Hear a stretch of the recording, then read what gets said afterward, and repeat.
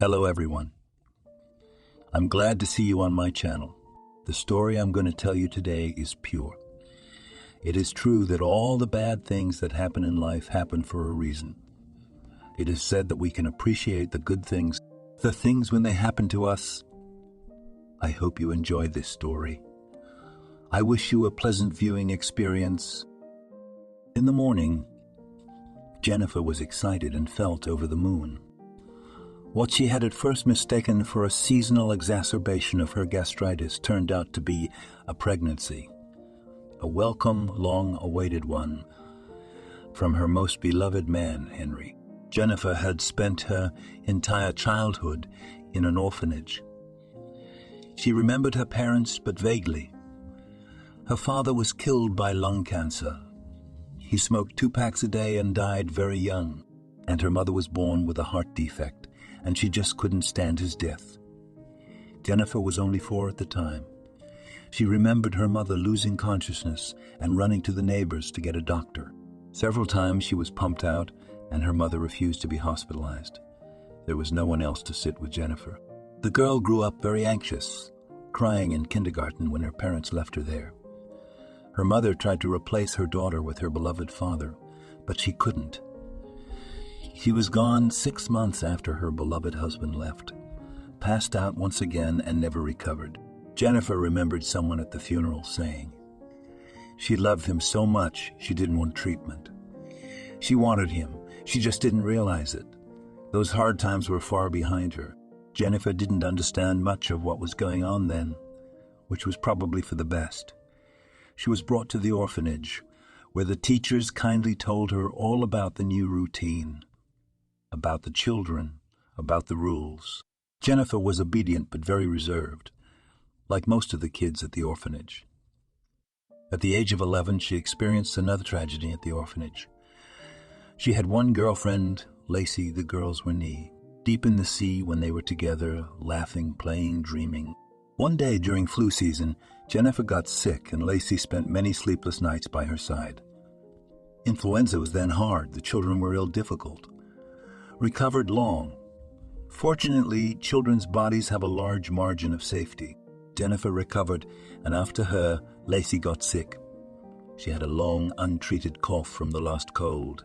The girl was delirious by the 3rd day of her illness, and Jennifer was always at her bedside while Lacey slept. On the 4th day, the caregivers took Jennifer by the arms and led her out of the room. "What's wrong? Why can't I stay with her?" Jenny asked. "They're taking her to the hospital," the caregiver responded. For another week, Jennifer was told that Lacey was on the mend, that there was a couple at the hospital who wanted to adopt the girl, and only one mean, grown-up girl let it slip. "Your girlfriend was carried out of here in a black bag. Remember when the teacher came in to take her temperature and stormed out of the room? Lacey was already gone." Jennifer fainted from surprise. The snitch was punished, of course, and Jennifer had to tell the truth. The girl cried for a long time, then went on a hunger strike. "But your friend isn't coming back. She didn't make it through the disease.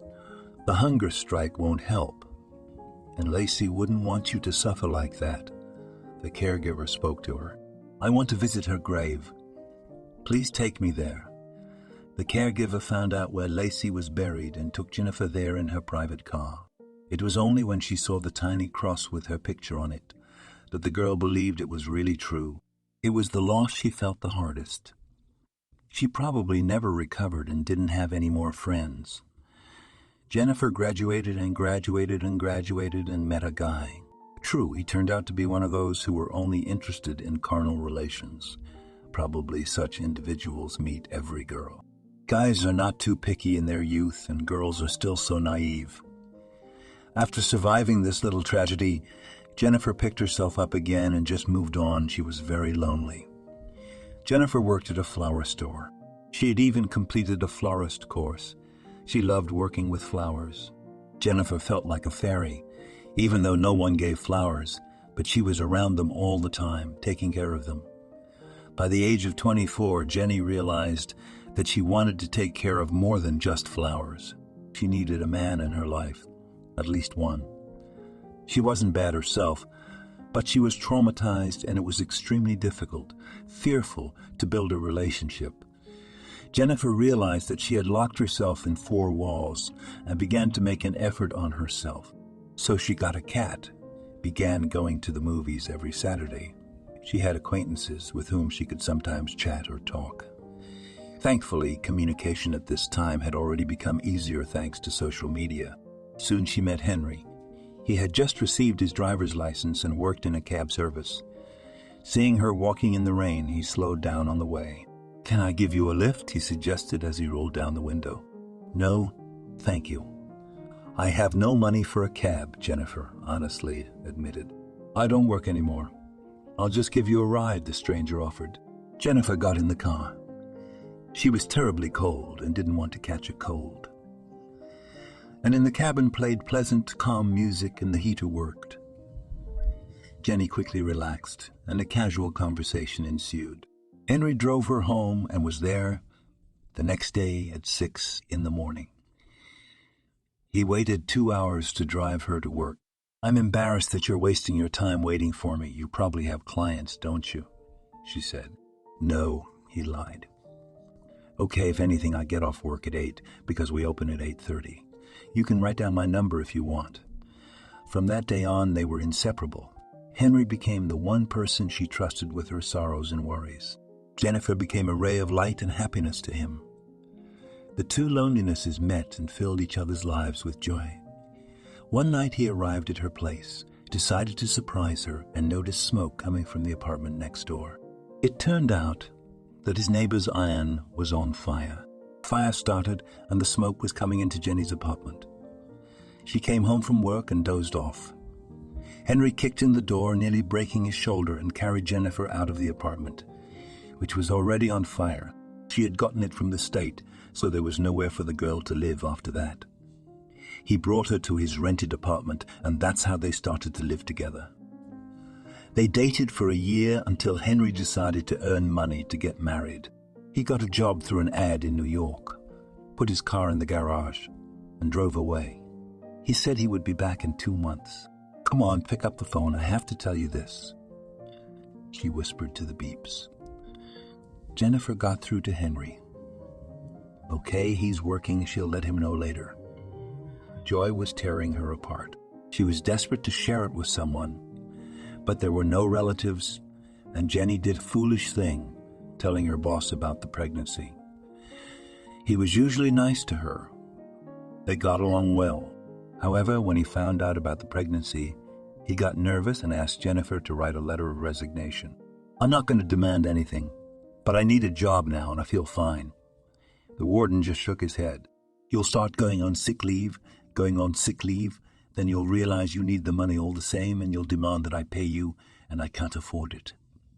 My business is not doing so well. I only have 3 stores around the city, not many people. Sometimes I have to work almost at a loss." She was in shock.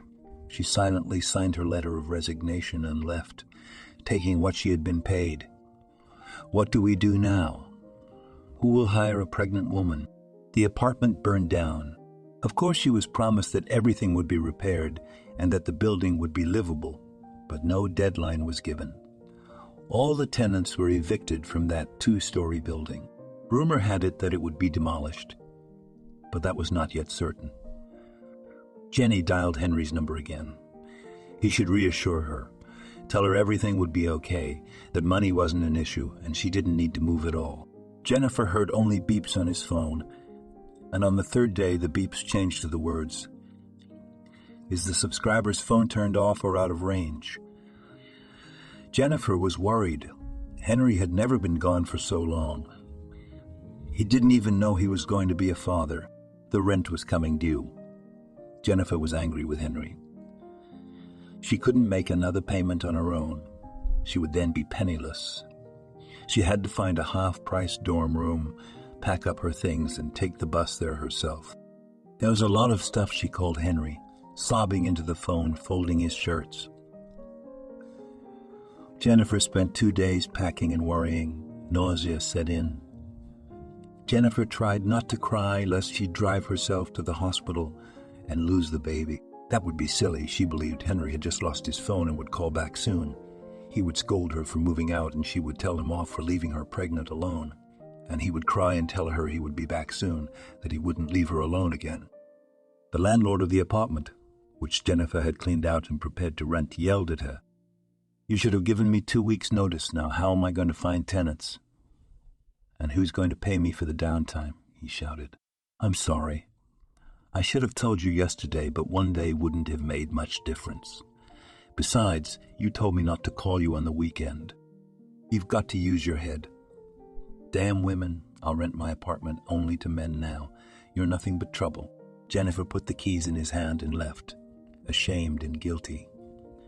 She settled into a tiny room. Her neighbor's children were running around in the shared bare hallway with wooden floors, keeping her awake day and night. She wanted fruit. The baby demanded vitamins. And there was less and less money left. Jennifer got a job in a restaurant, washing dishes. She honestly told her employer that she was pregnant, but she really needed the money. He welcomed her for a nominal fee and without formal employment. Jen was barely making ends meet. Meanwhile, she filed a police report. "How long has he been missing?" asked the employee.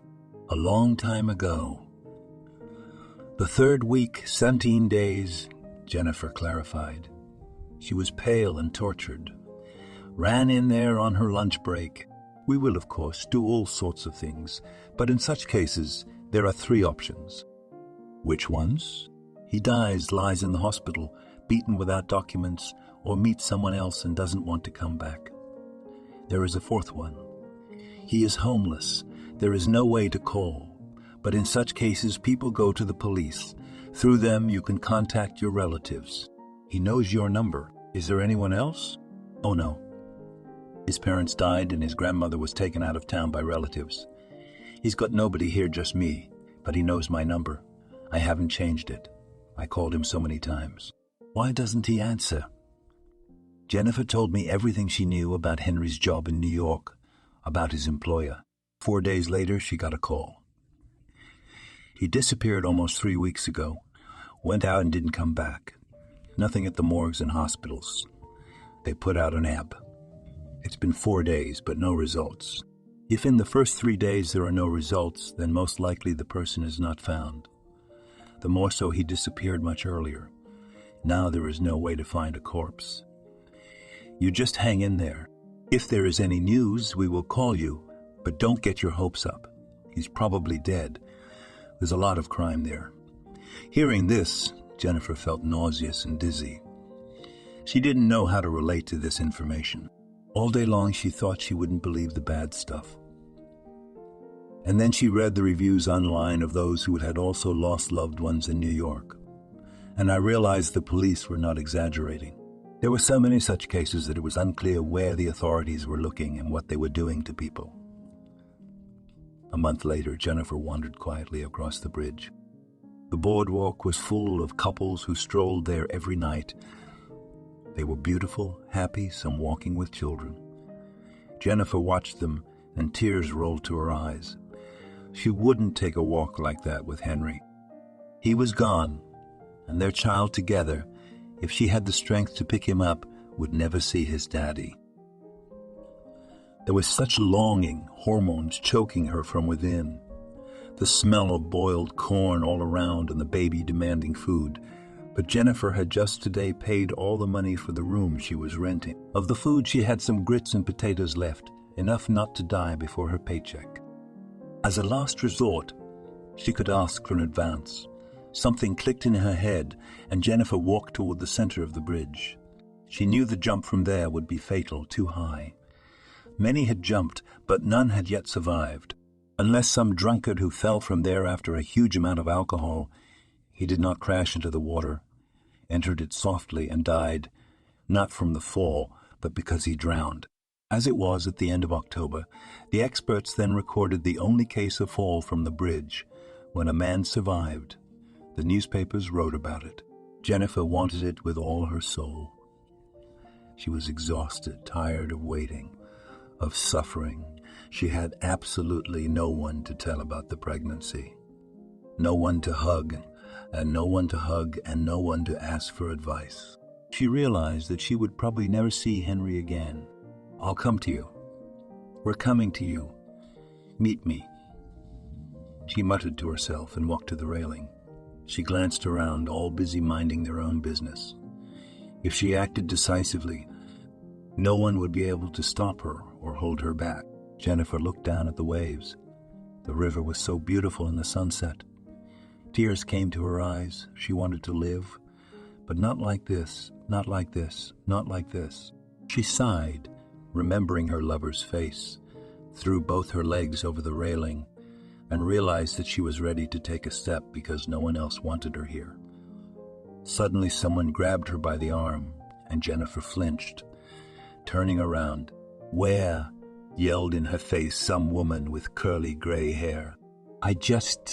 "Come here," she said forcefully, as if she were her teacher. The woman grasped Jennifer's thin arm and forced her back over the railing, so she was back on the bridge. "Let's go," she commanded. Without letting go of Jennifer's hand, the unfamiliar grandmother took her to a stall selling corn and bought her two. "What's that for?" Jen was surprised. "What for?" "One for you and one for your baby. And while you're eating, will you tell me why you wanted to jump? You didn't just want to kill yourself. You almost killed a little creature that wants to be born and wants to live." Jennifer wondered who could this woman be, apparently an employee of an antenatal clinic. Since she knew she was pregnant, her belly was not yet visible, except just a little bit, but those around her did not take her for pregnant. They were sitting on a bench in the park. Jenna was eating corn with incredible pleasure and crying. It became suddenly scary that she almost stepped down. How could she? "And the baby? I'm just so tired I'm in a bad way. I don't have any money, not even for this corn. My fiancé disappeared in New York, and I have nothing and no one." My companion shook her head. "What about a child? Do you know how many rich people dream of having children but can't because they are barren? You can buy everything, but not that, and you have youth, health, and a baby. You're richer than most people around you," the overweight woman told her. Jennifer looked into her green eyes and tried to see if she had seen her before. "And you probably work in the antenatal clinic?" she asked. "No, I work here. I'm a fortune teller, and this is my territory. Other people don't come here unless they're from out of town. They know I'm not a quack, but a real psychic, and they don't come, so they don't embarrass themselves." Jenny didn't believe in divination. "How did you know I was pregnant?" Jennifer asked.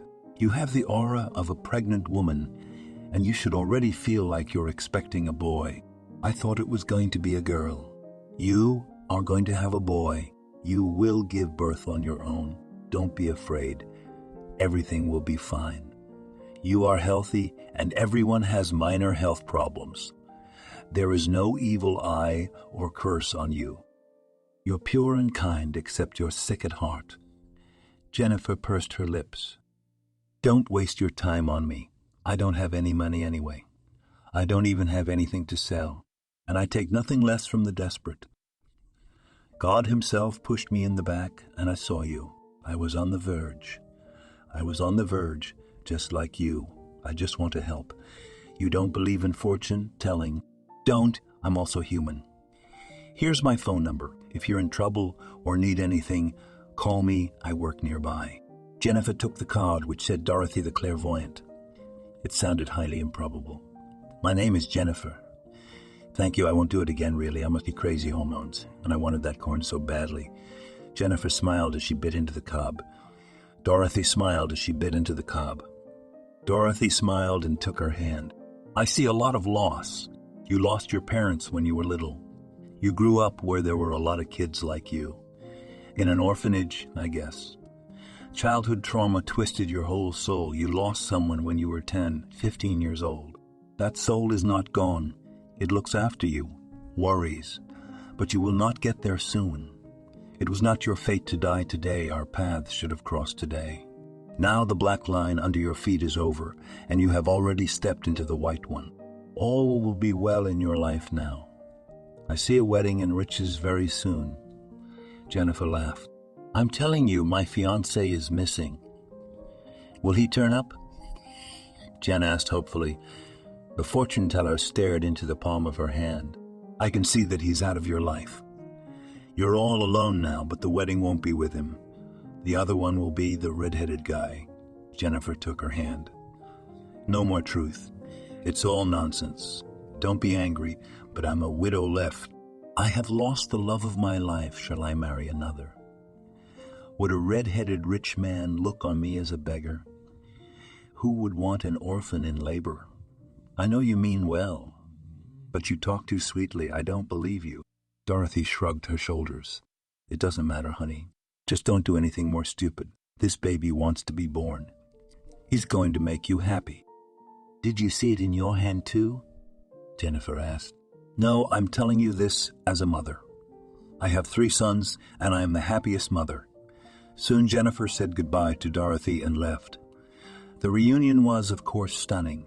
As she was leaving, another woman, a regular customer, came up to Dorothy. She asked her for fortune-telling. Apparently Dorothy was known to many here, and many believed what she said. But to Jen, she was just a retired housewife who had seen too many shows. And now she does fortune-telling on the bridge on Thursdays. On her way home, Jennifer saw a crumpled bill flying across the ground. It was $20. She looked around. There were butchers standing in this spot in the morning. Apparently they had left not long ago, and the bill had been dropped, or some passerby had dropped it. There was no one around, so Jennifer took the money for herself. "So much for a white streak," she smiled. Jennifer went into the store and bought groceries. Not much for $20, but they gave her a good discount at the register. They had some kind of promotion. Good luck again. Back home, Jennifer took a sedative. The thought of almost stepping off the bridge scared the hell out of her. What were you thinking? Fool. As she fell asleep at night, she thought that maybe it wasn't so bad. Yes, Henry was gone, a huge loss, but there was nothing she could do about it. All she could do was move on with her life. The next day, her boss gave her a raise, told her her probationary period was over. Of course, she wasn't processed, and instead he processed some acquaintance of his to keep her seniority going. Jennifer proved to be a responsible employee. The bosses do not allow us to take pregnant women to work, of course. But when you give birth and give the baby to the nursery, you come back. We will take her on a permanent basis. Jennifer was working, happy for a beautiful day. Everything was going great. The restaurant chef learned that the dishwasher was expecting a baby and began to bring her fruit and delicacies every now and then. Dorothy wasn't really clairvoyant, was she? That same evening, on her way home, she almost got hit by a car. The car came around the corner and Jennifer twisted her leg so violently that she fell right on the road. The car was expensive, managed to slow down. A young guy flew out of the cabin. Jennifer was afraid he would start yelling at her. She hadn't been able to stand being scolded since she was a child. "How are you? I'm sorry. It all came out so fast," said the boy, picking her up off the pavement. She looked at him and smiled. "Are you a redhead?" The guy laughed, lifting the girl out of the way. There were already cars honking behind them, unhappy that a huge white foreign car had to be detoured across the oncoming lane. "Ginger, why did you ask?" "No, I'm sorry." "It's no big deal." Jennifer tried to stand on her foot, but immediately cried out in pain. "Get in. I'll take you to the trauma center." "Okay." Jennifer got into the car. The conversation flowed by itself, as if they had known each other all their lives. The guy introduced himself. His name was Louis Wayne. He took her to a private clinic and personally escorted her to a doctor he knew. "We need to do an X-ray," the doctor stated. Jennifer shook her head. "No, I can't. I'm pregnant. I won't irradiate the baby again. Whatever it is, it will heal." Louis was very surprised by what he heard. Just when he was ready to fall in love with her, it turned out that the girl was pregnant. The doctor nodded. In that case, let's hope there's no fracture. It doesn't look like it. It's probably a sprain. I'll put a bandage on it and give you some ointment. It won't hurt the baby. There's herbs in there. You rub it in, and it'll go away. When Jennifer came out of the office with Louis, he looked into her eyes. So you're married? I just saw that you didn't have a ring and thought you were single. Jennifer smiled. No, I'm not married. I'm single. Alone and pregnant. She nodded. It happens that way too, Jennifer said. Louis smiled. He asked for her phone number and drove her home. Jen didn't believe that Dorothy's prophecy would come true either. But the guy called her back that night. How's your leg? That's great. It almost doesn't hurt. You shouldn't have bothered. You know, I have a totally crazy proposition for you. You're going to be shocked. Jennifer raised her eyebrows, lying on the bed in her tiny little room. Do you want to marry me? She asked. There was a pause on the other end of the phone. Actually, yes. Jennifer laughed as she rolled over onto her back. Wow. There's no such thing. Dorothy will have to call and tell her that she wasn't wrong about anything? Are you serious? Jennifer couldn't believe it. I'll explain it all to you now. The thing is, I come from a very rich family, and I took my mother's maiden name. My parents are the Smiths, the ones who own half this town. I'm 23, and they're pressuring me to get married. My father has restricted access to money. He lives abroad and rarely comes, and my mother is tired of me going to clubs and drinking, bringing a new girl every night. You're just the perfect husband. Jennifer laughed. Louis laughed too. You're right, of course. Now there's talk of disinheriting me. My mother wants grandchildren, and I'm a late children. You know how it is. My mom had a baby in her 40s. It was a miracle. She says she's old and pressures me. I understand her, but I'm not ready to have a real family. I'm only 23. Many people your age already have 2 children. Isn't there a decent girl around? Louis sighed. I've never fallen in love. I think it's just not my thing. I like to change girls. I like my way of life. That's the way I am, but what can I do? It's genetics. My father couldn't live with the family either. Mother got tired of his cheating, and they ended up separating. Dad does business in England. She stayed here. They didn't divorce, but they don't live together. I'm not meant for family life either. And what do you want from me, you mischievous little prankster? Jennifer didn't think it was serious. She saw Louis as a funny kid who hadn't grown up yet. Marry me. You said you were alone with the baby, and I've seen where you live. It's a squalid dump. No one should live there. It was a good idea to tear that building down 100 years ago. I'm offering you a golden cage. You and your child won't be needy. You'll be my wife by all documents. We'll sign a prenuptial agreement. My parents will make me do it. Your baby will be registered in my name, and I'll be the father, and Mom will finally calm down. Jennifer stopped smiling. She couldn't imagine that her baby wouldn't carry his birth father's last name. Why do you need a fake family? Wouldn't it be easier to make a deal with your parents? Well, at the very least, you could ask one of your girlfriends to give birth for you, offer the same terms, and it will be your own child, and you'll settle down. Jennifer suggested. No, spin-offs are not for me. I don't want kids. My mom doesn't know, but I had a vasectomy. A girl tried to blackmail me, saying that she was pregnant by me. Wanted to marry me off for money, of course, and we only had one time. I'm always careful. Her lie was found out later. She was not pregnant at all, and I went to the clinic and had an operation. Now no one can screw me over like that, and I can still have fun.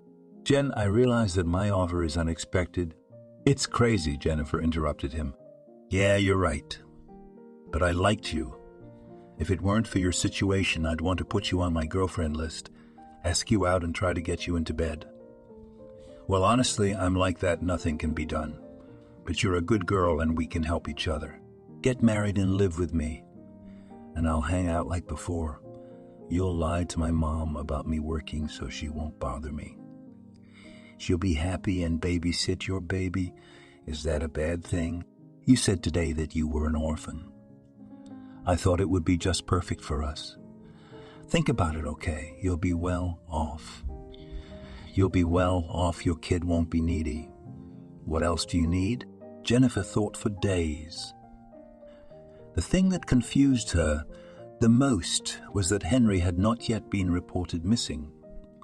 That if he were found, how would she explain that she had married someone else? What would she do then? Hope didn't want to die in her, and Jennifer decided against it. The next day, however, while washing dishes at the restaurant, Jennifer changed her mind. It was hard for her to be alone, but she imagined how she would live when she gave birth, who to leave the baby with, how to work, what to live on.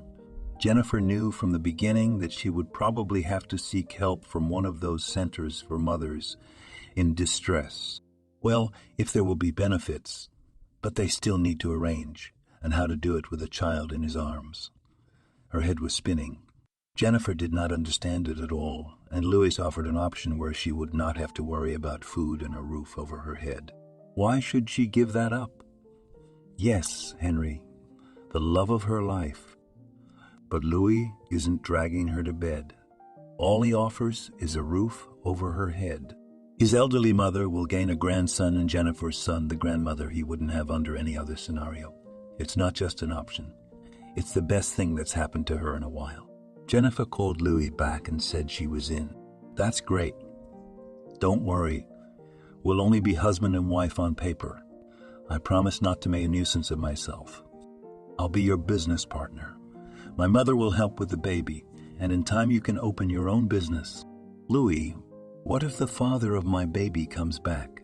Jennifer asked. I can't rule it out. He's missing in New York, gone to work and hasn't come back. I love him after all, Louis sighed. If you go to him, I'll make up a story to my mother that the baby wasn't mine. I'd have to get out of it, but there's also the possibility that I might meet a girl that I love, and then I'd break our pact myself and have to make up a story in front of my mother, too. How much easier it would be if my parents accepted me as I am, but they are constantly pressuring, blackmailing, almost marrying me off to a family friend's daughter. Jennifer smiled. What's wrong with the daughter of a family friend, she asked. And they are Muslims, and they are religious. I would have to accept another faith, and not just for show. Goodbye pork, alcohol, and all my entertainment. They decided that they would reserve the right to terminate the relationship at will of either party. This would be spelled out in their contract, which Louis's parents need not know about. And that evening, Jennifer received a call from the police. Her heart sank. There was Henry. There was Henry. There was Henry. Jennifer, good evening. I'm calling to report that Henry Wilson has not been found and has been reported missing as of today. If you need such a certificate, you can come to our office tomorrow. Jennifer lowered her head. Got it. Thank you. Tears fell to the floor. That was it. They didn't find him in hospitals or morgues. They said right away that it was too late to come forward. Jennifer cried for a long time, different thoughts going through her head, that if it was her fault, she slapped herself in the face and washed her face with ice water. Enough with the hysterics. Roughly, she told her reflection in the mirror. You're doing this for Henry's baby. The introduction to Louis's parents went like clockwork. Jennifer was worried sick, but in vain.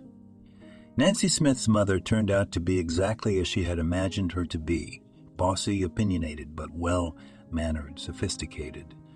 She had a very short haircut, gray hair, dark skin, incredibly beautiful for a woman in her 70s. She looked just fine for her age, apparently living in cosmetic salons. Louis inherited her beauty, the other traits he inherited from his father, stubbornness, a desire to live the way he wanted to live, not the way they said. Louis's father, Paul Smith, came all the way from England for this event. The day before, Louis had brought Jen to the boutique where she felt uncomfortable. We'll buy you something here. My parents need to see that I've been taking care of you for a long time. That will justify some of his expenses over the past few months, he said. Jennifer raised her eyebrows. And what were these expenses really, if it's not a secret? Jennifer asked, trying to get to know her future husband better. What secrets? We'd been married for 5 minutes. He kissed the top of her head. I drank the money away. Jennifer shook her head. At that moment, Jessica, who knew Louis, walked up. She was the same glamorous girl next to whom Jennifer immediately felt like a crude redneck. That's my Jennifer. Can you help me, as agreed? Louis winked at her. Pretty girl looked at Jennifer and smiled. Your friend is my friend. Sure, let's make her a Hollywood supergirl, she glowered. Jennifer thought she would encounter arrogance, but Jessica turned out to be very friendly. They got along quickly. Louis didn't fill his friend in on the details of his and Jennifer's deal, introducing her as an acquaintance who needed to be dressed up. It turned out that Louis had met the owner of this boutique, and he was on 40 off here. Jessica picked out Jenny's entire closet.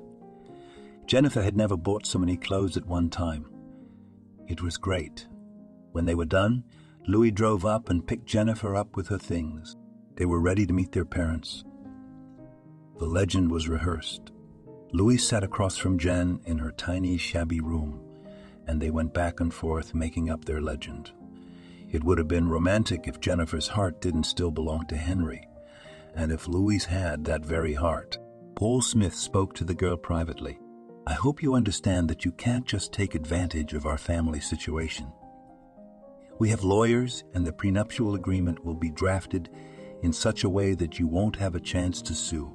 Jennifer had expected this conversation, Louis had warned her, but it was still terribly unpleasant. I grew up in an orphanage. I can survive any situation like a cockroach, and the last thing I need is your money.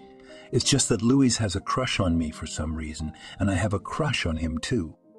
If I'm going to leave him, I won't take any of yours.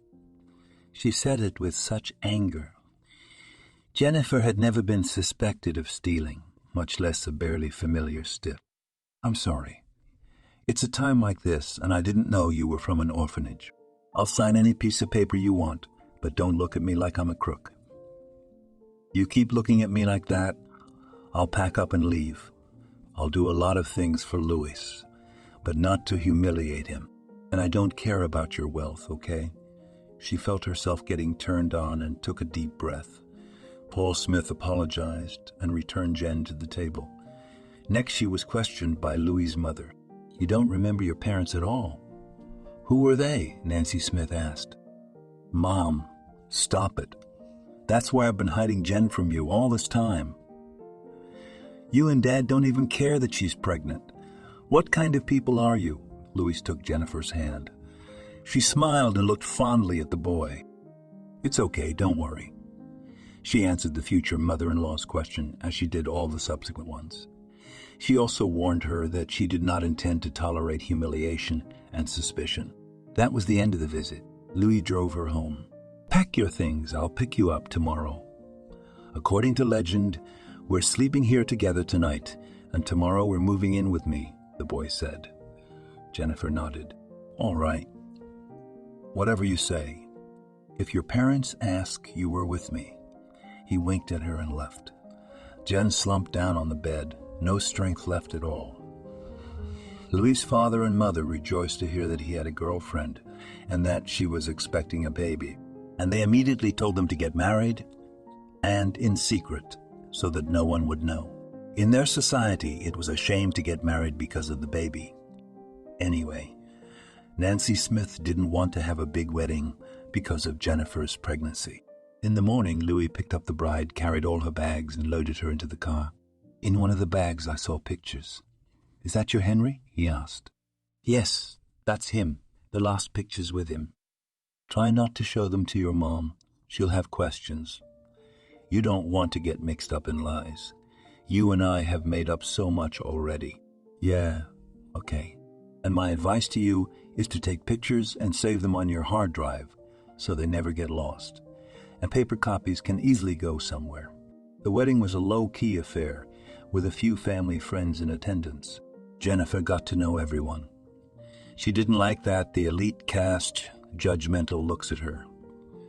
People were whispering and staring. Jennifer felt uncomfortable. Relax. Those jackals will soon go home, Louis said. Nancy Smith insisted that the bride wear a dress. True, it was soft pink and didn't please Jennifer at all, but she knew her part and kept her mouth shut. What difference does it make? Let her mother-in-law rejoice. Let her boss. Is it difficult to wear the dress that would make her happy? It wasn't a real wedding, and it wasn't a real wedding, and it wasn't a real mother. But Jennifer no longer had to wash dishes at the restaurant, and her pregnancy was now monitored at the best clinic in town. She was scheduled a bunch of tests. Jennifer was tired of annoying paid specialists. Life in the new house, of course, was much more comfortable than in that tiny room. Here was a pleasant temperature that Jennifer could control on her own in her huge bedroom. It was as if she had a built-in apartment there, a huge room, another one, something like a closet, a bathroom, a toilet, a loggia. The view from the huge windows was gorgeous. After the wedding, Louis took Jennifer to the sea. They were there for a week. Louis picked up hotties and spent nights with them in the room next door. Jennifer could hear them at night, but it was a sin to complain. Jennifer had never been to the sea, not once in her life, and here she flew first class and lived in a fancy hotel. She quickly came to terms with the role of the perfect wife. Nancy Smith turned out to be grumpy, capricious, but Jennifer pitied her and tried to please her. They did not quarrel. They lived peacefully, but she always felt her neglect and disappointment. Of course, this was not the daughter-in-law she had dreamed of, but when it came to her son Louis, her eyes began to shine. She was very much looking forward to the birth of her grandchild. Jennifer was ashamed of the deception, but she knew that if Louis did not go for it, Nancy Smith would never have experienced such happiness to hold the baby and call him a beloved grandchild. Closer to the birth, an argument broke out over the baby's name. "I want to participate in this election," Nancy Smith declared. Louis argued with her. He knew he had no right to get involved. He and Jen hadn't even discussed it. Louis had no interest at all in how her pregnancy was going. He was hardly ever home, and all Jennifer could do was lie about how caring Louis was, how he called her, told her about work, and inquired about the baby's health. "I promised that Jennifer would choose her own name. I will give him my last name and middle name. Can't she at least choose a name?" he said. She smiled, stroking her huge belly. She left the room. "Nancy Smith, what did you have to offer?" Jennifer asked. She wondered what fancy name her mother-in-law would choose for her grandson. "I wanted to suggest the name Henry. I always liked it. I wanted to call you that. But your father chose the name Louis, although he also gave you his last name and patronymic." Jennifer looked at Louis and tears flowed from her eyes. She hadn't expected to hear that. Jen was choosing between Mike and Marcus. There were other options, and she kept thinking, how would Henry want it? "What's the matter with you?" "No, don't get upset. I just wanted to offer."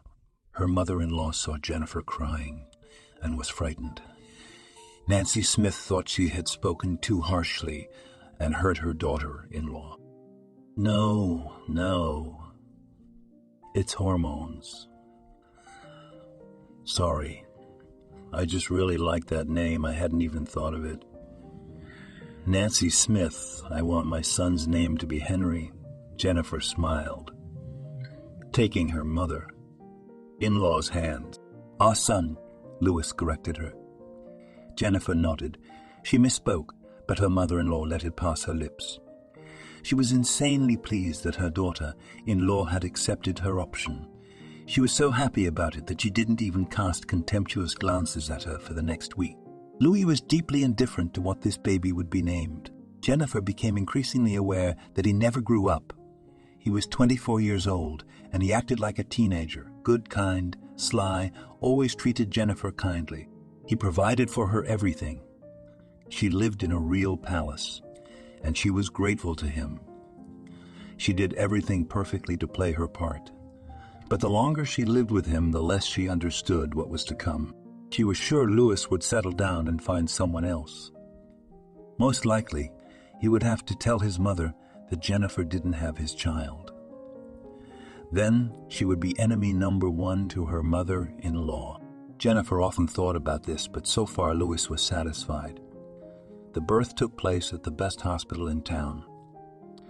Jennifer was terribly tired. The contractions lasted 20 hours, and the painkillers didn't make her feel much better, but when she was given little Henry in her arms, she immediately forgot all her misery. Louis, as a good father and husband should have been, waited meekly in the hallway. The doctor allowed him to hold the baby in his arms later in the evening. "Wow, it's so tiny." Louis smiled. "Maybe I shouldn't have had the operation. Having kids isn't such a bad thing." She smiled at him. "You can have it all back and you can have children, can't you?" she asked. Jennifer sincerely wished Louis happiness. They had become good friends during this time. Jennifer knew exactly the kind of man you could go to the Scout with. They stood by each other, protecting their little lives and playing the right roles. "No, I'm not that into it yet." He laughed softly, "But I congratulate you, Jenny. May this baby always be the happiest." Louis carefully kissed the baby on the forehead and returned it to his mother. As a matter of fact, he rarely took him in his arms since then. Nancy Smith never left Jennifer and the baby. The two of them cooed over him. Her mother-in-law would sometimes take him out all night, letting Jen get a good night's sleep. Within a few months, Jennifer realized she could trust her with the baby. The only thing that was disconcerting was her total attachment to the baby. All she thought about was him. All she talked about was him. All she talked about was him. Jen thought she'd go crazy if the truth came out. And when her son was 6 months old, a terrible thing happened. No one was prepared for it. Nancy Smith was in a great mood that day. She was holding her beloved grandson in her arms when the phone rang. Jennifer was beside her, sitting in a chair. "Jenny, take Henry," said Nancy Smith. "Did something happen?" Jennifer asked. "Yes, Louis was killed in an accident. We have to go identify the body," she said, as if it were something minor. Jennifer picked up the baby and got into the chair. Tears gushed from her eyes. Nancy Smith hadn't cried then, and at the lineup she'd just done what she had to do, but she'd stopped smiling, for good. Louis was hit by a car in a crosswalk. He had parked his car and was crossing the road. He was on a date with another hottie, holding a bouquet of flowers. Some man was in a hurry to deliver his wife and hit Louis to death. He died on the spot before the ambulance arrived. The cause of the accident was said to be the headphones Louis was wearing. Of course, the driver was prosecuted. There were trials. Nancy, her husband, did not attend. Jennifer's mother-in-law picked out the casket with frightening equanimity, arranging the farewell ceremony, and she held on as if she didn't realize what had happened. It wasn't until the cemetery that she burst into tears, crying long, crying into the night. Jen was there to support her. Louis's father left right after the funeral. Jen asked him to be his wife, but he said he couldn't stay there. From that day on, time went differently. Nancy Smith didn't leave her room for days until she happened to run into Jennifer in the kitchen. She came in with her son in her arms. "May I?" asked a tear-streaked 10 years older at once, Nancy Smith. Jennifer nodded and handed her mother-in-law the baby in her arms. She took him and never let him out again. Jennifer knew she needed a distraction, for she considered Henry to be Louis' son, an extension of him. One day she walked into her mother-in-law's room and didn't see her. The baby wasn't there either. Jennifer began to panic. She began to call, but Nancy's phone was at home on her bed. Jennifer threw on her sweater and ran out into the yard. She went around and was about to call the police until she ran into her mother-in-law at the door. "God, where have you been? I was so worried." Jen snatched the baby out of her mother-in-law's arms. She raised her eyebrows. "I just walked to the store with Henry. I decided to spoil him by buying him a toy. Why the panic?" Jennifer took the baby and went inside. From that day on, the thought of leaving that house began to cross her mind more and more. The kindergarten, where she wanted to take her son even before she met Louis, accepted children from 1.5 years old. There was a nursery group for such kids. Jennifer thought of everything. She had some savings. Intuitively, Jennifer knew that one day she would have to leave the house, so she was saving up. She had a lot of money saved up. She could get a decent apartment, take her time getting a job, and not think about money for at least another 6 months. But she couldn't just leave her mother-in-law. Louis had been so good to her, and he wouldn't forgive her if he found out that Jennifer had just taken the child she thought was her grandson away from her. They lived together for another month. "Do you know why Louis crashed?" she asked one day.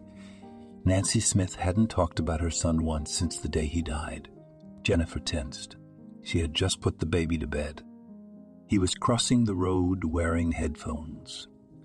He came to his mistress and walked to her and talked to her, then talked to her through those very headphones. "Did you know about this?" she asked straight out. Jennifer shook her head, afraid her eyes would give her away. "You think I haven't understood from the beginning? You think I don't see that you're just looking for an excuse to get out of your house? I heard you calling your old job." Jen was taken aback. She sat there looking at her mother-in-law in silence. "You've got it all wrong. I'll explain." My mother-in-law smiled wickedly. "What did I get wrong? You think I didn't know that you and Louis were in cahoots from the beginning? I know very well that Henry is not my grandson. I don't know where my son found you or why you're making this spectacle of yourself." Jennifer looked her mother-in-law straight in the eye. She had nothing to lose. "We met by chance and made a deal. My fiancé was missing. I was all alone. I had nothing to eat, and I agreed out of desperation. But believe me, I had no ill intentions." Jennifer sighed, relieved that she had opened all her cards. Nancy Smith looked at her with contempt. "That's the way it always was. Louis was always bringing everybody into the house, from the garbage and the dogs, and he brought you in, and he had a good heart. I took a DNA test a long time ago. I wanted to kick you out to shame, but I realized Louis wasn't stupid, which meant he knew the baby wasn't his. Then he was gone, and now all I have left is Henry, and I don't care that he's not my bloodline. He's going to be my grandson, you know, no one else's children, and I've grown fond of the boy, and I won't let you leave with him." Jennifer was confused. "Well, we'll stay as long as you don't want us to leave. I'll live with you. I understand, and I won't leave you," she said. "You don't understand me. You can go on your way, and I'll keep the baby, because all the nobility knows that I have a grandson. I won't let you muddy our name, and I won't let you dishonor my son's name. You will never prove to anyone that the baby is not Louis, okay? And if you do, I'll say you're a drug addict. I'll charge you with fraud, and the baby will be taken away by the courts. As you know, I have enough connections and money to do it." Jennifer felt cold inside. "What are you talking about? Are you stupid? I'm saying you can stay home, but only as a babysitter for Henry." "He's my son," shouted Jennifer. "He's my grandson. And if you try to run away, you'll never see him again." My mother-in-law got up and left. Jennifer cradled Henry in her arms. What was to be done? This woman has enough resources to pull off what she's up to. Why would she do this to me? Jennifer was in shock. The mere thought of being separated from her son gave her an unbearable terror. Henry was her world. She lived only for him. He looked at her every day through his father's eyes and reminded her of his love. Jennifer suddenly remembered how she had met that fortune-teller on the Dorothy Bridge, how she had saved her, given her her card. Jennifer looked for it for a long time, rummaging through everything in her room. But she found it when her mother-in-law took Henry for a bath. Jennifer came out of her office and dialed her number. "Hello, Dorothy. You probably don't remember me. My name is Jennifer." She told the fortune-teller the whole story, and she promised to help. The very next morning, Dorothy came into their house in her maid's uniform. Nancy Smith had called helpers almost every day to do her whims. This time, by some miracle, Dorothy arrived. She walked past Jennifer, winking at her. When all the chores were done by Dorothy's caring hands and Nancy was asleep in her room, Jennifer stepped quietly into the kitchen. "What are you sneaking around for?" "Come on in," Dorothy smiled. "What about Nancy Smith?" "She's sleeping. I slipped her a sleeping pill. She'll be asleep for at least another 5 hours. Pack quietly and come with me." Jennifer didn't expect to be out of her golden cage the very next day. She didn't rush, packing only what she needed, leaving almost everything she had bought with Louie's money. Dorothy called for a car. A white van without license plates pulled up to the house, and Dorothy, Jennifer, and the baby got into it. They left in broad daylight, taking only 2 bags of things. The fortune teller brought them to her house. Jenny was tired, sweaty. The apartment was small but cozy. "You know, I lied to you about the white streak. I saw that you were going to die again and cheat, but I told you about the wedding so you wouldn't get discouraged. I was afraid for you." She was drowning, Dorothy remembered. Jennifer put Henry to bed in her new room. The baby didn't notice much difference. He was having fun exploring his new living space. "Yes, you saved me. And it worked out just like you said. You know, Dorothy, I don't believe in fortune-telling, but I believe in you. You saved me for the second time." "Why don't you look at my hand now?" Jennifer suggested. It was hot in the room, and she threw off her blouse. Her shoulder was bare and an ugly old scar was exposed on it. It was small but noticeable. "Where did that come from?" Dorothy asked. She froze in place, frightened. "I've had it since birth."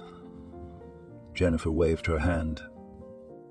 But Dorothy looked at her in a different way. She sat Jennifer down at the table and told her that, in addition to her 3 sons now dispersed into the world, she also had a daughter, stolen from her a long time ago. The girl had been traumatized at birth. She had been pulled by forceps, and her shoulder had been damaged. It had a scar on it. Jennifer couldn't believe such a coincidence, but Dorothy just begged her to take a DNA test. "I remember my parents. It couldn't be," Jennifer said. She began living with Dorothy, got a job, took Henry to the nursery. Jennifer couldn't make it official. She was afraid Nancy would find them through the baby. Jennifer took part-time jobs, too. She needed to save up more to go to another city. When she left her mother-in-law's house in a hurry, she couldn't take the money she was saving, so she didn't have much in savings. Fortunately, Dorothy sheltered them, fed them, and helped them like a mother. In fact, a month later it turned out that Jennifer and Dorothy were a daughter and mother. For her, it remained a mystery. How was that possible? After all, she remembered her parents. She had to do some real investigation to get to the truth. Jennifer found an old friend of her late father, who told her that she had been given to them. They weren't able to have a baby. Jen's mother prayed about it, and suddenly a little girl appeared on their doorstep. They decided they weren't going to take her to child welfare and just paid to have Jennifer registered as their own daughter. The paperwork was confusing in those days, so Jennifer found a birth mother and Dorothy a daughter she cried for every night for years on end. They began to live together as a family, but Jen was also troubled by the fact that Nancy Smith could carry out her threats at any moment. Unable to stand it one day, she went to see her herself. She entered the house and found an aging, lonely woman in the kitchen. Nancy was drinking whiskey. She had never seen her take alcohol before. "What are you doing here?" Nancy asked. "I came to tell you that I'm tired of hiding. I want a truce. I want you not to try to take Henry away from me. I wasn't looking for you. I didn't have long to go anyway." It turned out that Nancy had been terminally ill for a long time, and that the death of her son had taken its toll on her. The woman was afraid she'd leave and started making threats. She was just afraid of being left alone. Jennifer invited Dorothy over to Nancy's. She looked at her hand and saw that the lifeline was ending soon. "You'll live a long time. Don't worry. The disease will recede and Jennifer and her son will be with you all the time." "Everything will be all right," Dorothy said, looking into Nancy's eyes. It wasn't until she was home that she admitted to her daughter that her former mother-in-law wouldn't live more than a year. Jennifer was packing to move in with Nancy for a while, and she and Dorothy discussed what would be best.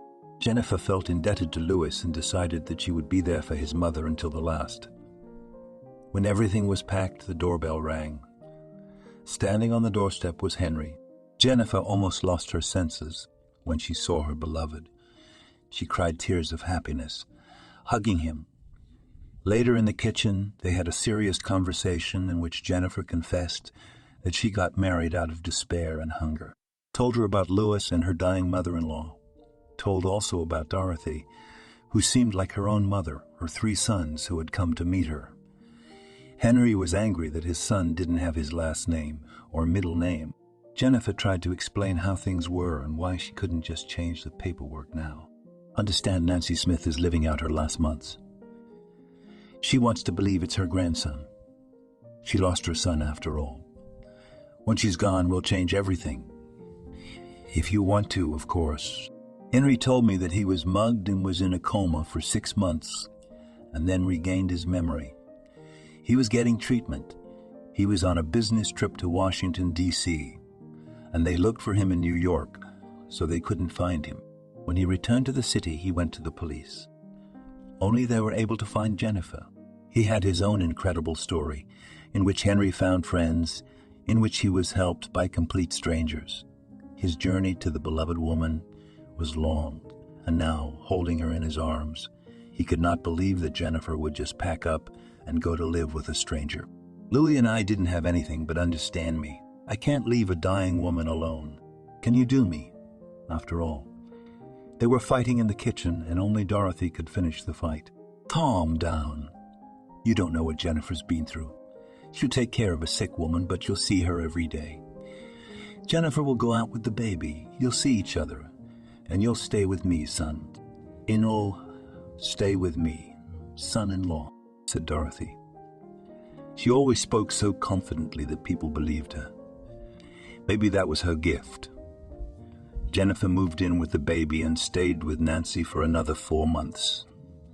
She brightened her last days, and Nancy was so grateful to Jennifer that she left her a legacy of the same huge house that Jen had fled from. Henry and Dorothy lived together all this time. Jennifer helped him get a job. When Nancy was gone, Jennifer sold the inherited house. It was too dreary, and it wasn't cheap to maintain such a huge house. They bought a smaller house, and soon its new owners moved in. The waterfront fortune teller, Dorothy Henry, who had gone missing, and Jennifer and her son. Dorothy's sons visited frequently, Jennifer's siblings. Henry and Jennifer are happy and are planning a second child. Dorothy, on the other hand, says there will be more babies. Thank you for watching this video to the end. Subscribe to the channel. Like it, write comments if you like the story, and see you on the channel.